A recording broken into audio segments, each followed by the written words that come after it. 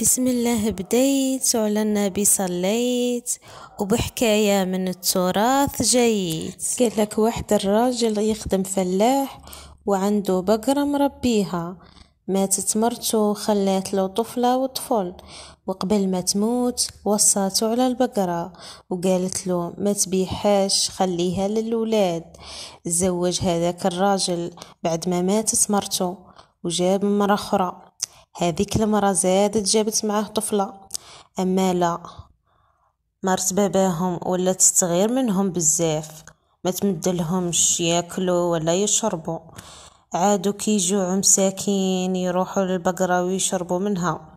وكانت هذيك البقرة عندها ذرع عسل والاخر حليب، يرضعوا الولاد حتى يشبعوا، اما الولاد هادوك بقاو غير يكبروا يزيانوا.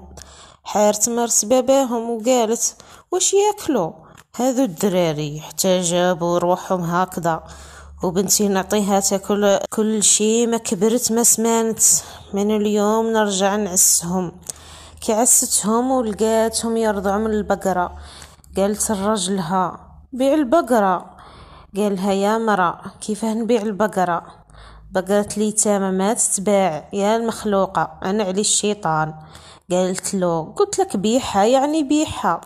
الراجل مسكين صاب روحه بين نارين كي مغلوب الشرع، ادى البقرة للسوق ويعيط ويقول يا اللي يسمعكم بالخير، بقرة اليتامى اللي يشريها يعشيه في الندامة. يردوا عليه الناس ويقولوا ما تتباعش، يعاود يردها للدار مرة على مرة والحال كيما راه. قالت له مرتو وديها المرة هذه تتباع. قالها يا مرا بقرة تاع اليتامى ما تتباع.